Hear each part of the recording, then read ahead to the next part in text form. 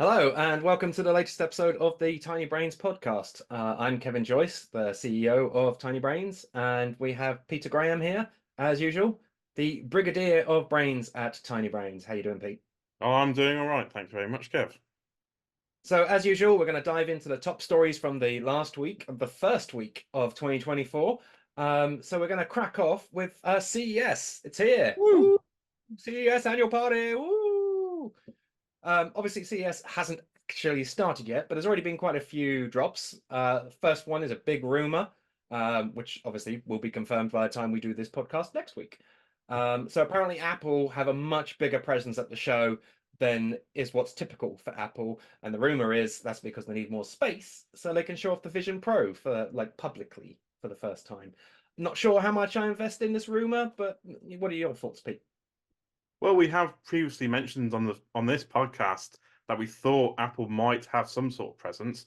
Apple aren't usually at CES. It's an event they've never generally turned up at. So, you know, with Vision Pro coming out in the next month, it would be the ideal time to show people, wouldn't it? More than anything else, it's perfectly timed for demonstrations to the tech audience. So I don't want to hang on this too much because it is just a rumor right now, but in the next month, I don't think it's coming out in the No, no, next no. month. Sorry, I mean like next. It's coming out next month, as in February. Is it? Well, that's what's been rumored so far. Okay, fair enough. I'm not so certain. I'm still thinking it's early 2024, but we'll see. I'd be happy to prove them wrong when one arrives on my doorstep next month. That is the joy of rumors, isn't it? Anyway, moving on, we do have some actual solid stuff from CES already. The first of which being Qualcomm's new XR2 Plus processor. Pete? It's a mouthful, isn't it? Well, it's actually it's the Snapdragon XR2 Plus Gen 2 processor. Now, this is a That's going to rank highly on Google keywords. this is an upgrade to the XR2 Gen 2, which is in the Quest 3 headset at the moment. So this isn't a new generation of chipset from Qualcomm. It's kind of like a mid-gen refresh as such. It's taken the XR2 and just giving it a little bump. So here are some figures just to whet the appetite. It's got a 15% increase in GPU efficiency. Sorry, frequency. A 20% increase in CPU frequency. It can handle 12 concurrent cameras rather than the previous model's 10. 12 cameras on your face. And it can do 18.5 megapixels per eye resolution. So essentially 4.3K. So basically, this is a tweak more than an upgrade. I mean, it is an upgrade, but it's a slim upgrade over their previous generation. But the bigger news is the partnerships that they have. Well, this is it. This has all been sort of in conjunction with the partnership with Samsung and with Google, because as previously announced, as rumors have speculated, they're all working together on a new mixed reality headset, and this is what's going to power it. The XR2 Plus Gen 2 is going to be at the center of this new mixed reality headset from this trio of companies. So conversely to Apple, Google often do have a big presence at CES. Yeah, they do. You think the headsets come in this week after following the processor announcement, or is it too early? I would say that's way too early, because Qualcomm have, in conjunction with the XR2 Plus, they have revealed their mixed reality reference design headset, uh, designed by Goatech, which is their usual partner for creating these reference designs. I would say that from the look of it, it's not going to be anytime soon. Maybe latter half of this year, maybe in the summer, but that's pure speculation at the moment. Obviously, Qualcomm often do these reference designs. I remember CES. I can't remember what year, but CES many years ago, Gear VR days, where Qualcomm showed me a reference design they had for a headset that nothing ever came of it. It's purely a reference design. So great that they're doing it. Not entirely sure why, but they must have their reasons. They always do a reference design for all these things, as you say. They are usually horrendous to look at. They're big, boxy black designs that just you wouldn't ever wear in a month of Sundays. This one I actually quite like. I know there has been a few people online saying that it doesn't look very nice, but it's in a sort of speckled grey. It's got some white specks on it, and it looks really sleek. And so I actually quite like it. It's quite a funky looking design. There you go, Qualcomm. For all the Qualcomm people watching this, Peter Graham seal of approval, get it to market. Yeah, go for it. What you got to lose, right? Just millions of dollars invested in marketing and so on to sell one unit. That's fine. Exactly. I would buy it. I would definitely buy it. Yeah, yeah.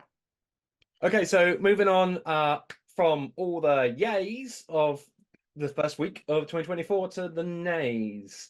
Yeah. Windows mixed reality. Oh, how we hardly knew you. Well, But almost nobody knew it really, did they? I've got some headsets. Yeah, yeah, you might have one and it's in a box in the cupboard at the bottom of the cupboard, maybe with some dust on it. I think I've still got one actually still sealed in its box. But I do have a couple that have been used Oh. once or maybe twice. Well, they're not going to be able to be used anymore. Well, very, very shortly anyway.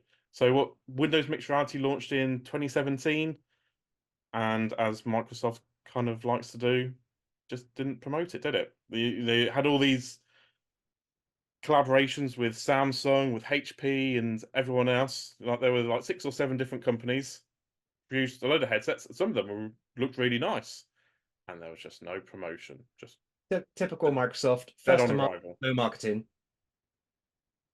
Yeah. So to be fair, I thought Windows Mixed Reality was already dead, but I suppose this is the final nail in the coffin. Well, as it actually stands, I did a fresh install, well, not a fresh install, but a tidy up of Windows 10 on a VR laptop just this weekend past.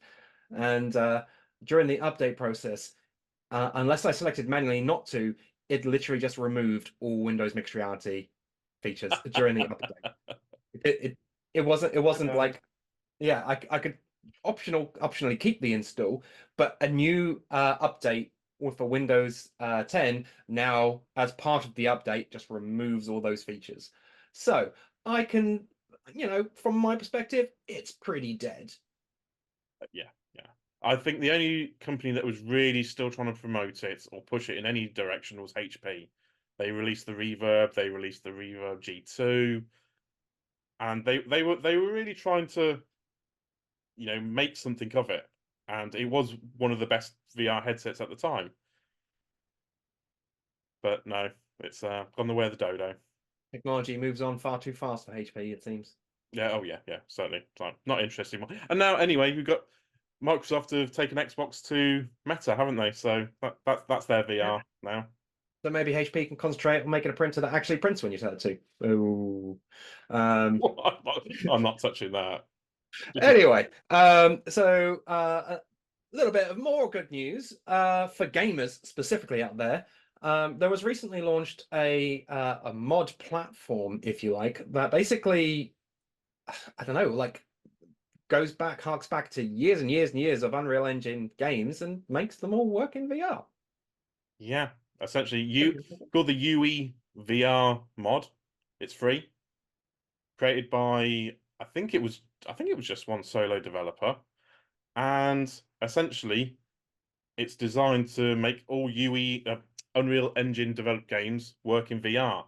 Now, there is a huge caveat to all of that, is that it's not been tested on every UE game ever created, and the games do need to have been built, I think, from UE 4.8 onwards, or have a build in that.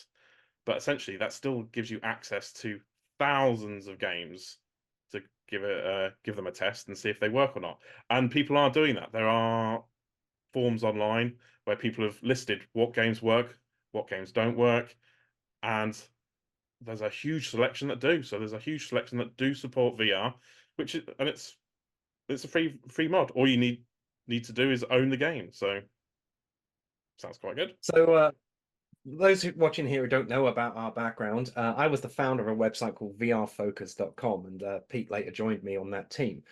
And during the very early days of VR Focus, in 2013, 2014, I used to run a regular series of articles which were looking at how to mod existing games to run on VR. And this was before the CV1, when we were on DK1, DK2 days. And we would use a stereo injection driver and then have to manually modify files to make that work with the rotation of the headset and either a keyboard and mouse or control pad.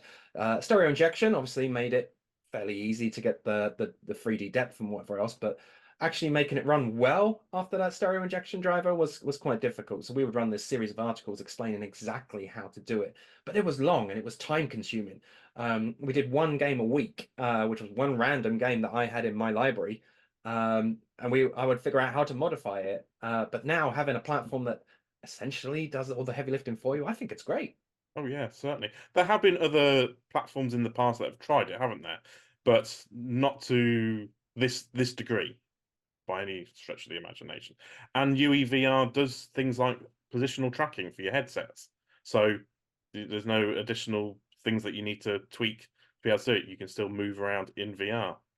So no Yeah. motion controls because you'd still need to play on a controller for most of the games, but still. I'm sure some enterprising individual will find a way to put the Oculus SDK into UEVR and get your hands in the games as well eventually. But right now, UEVR, it's great. Go download it. Enjoy all your old games in VR. Yeah, brilliant. Okay, so to wrap up this week's podcast, we got some great news on the Oculus Quest 2. Price cuts everywhere. Go for it. Woo! Yeah, essentially, the Quest 2 now has a new permanent price reduction. So $250, £250. It was originally it was a Black Friday deal. They dropped it from 299 down to 250, and they've kept it. So now from now on, it's 250 across the board for all the territories that are still selling it. And also the accessories are on sale as well. Now I don't know if these are going to be permanent price reductions for the actual accessories, but things like the Elite strap, the Elite strap with battery, the case, they're all on discount. They're all sailed on sale at the moment. So great time to pick one up especially if you picked up a Quest 2 over Christmas, then some of the official accessories are a no-brainer. But the Elite Strap is still a bit of a swear word in the VR community, so watch out for that one. Go and read some reviews before you decide to invest in that. But yeah, I think it's great. I would have loved to have seen it a little bit lower. I think 199 is killer. But 250 is all right. Yeah. 250 is still good. Yes, 199 would have been much better. Yeah. But hey ho. But Meta are already losing billions. They don't want to lose another few billion yet, right? So Or come on, this must be a stock clear out more than anything else. yeah, Quest yeah. 3 is there now. They want to get rid of the Quest 2. So Empty those clear out. warehouses. Yeah. Anyway, that's all we got time for this week. So thank you everybody for joining us. We will see you next Monday for a huge CES. Probably not that huge, probably about the same. But CES will be huge for XR. So enjoy all that, and we'll see you next week. Thank you very much.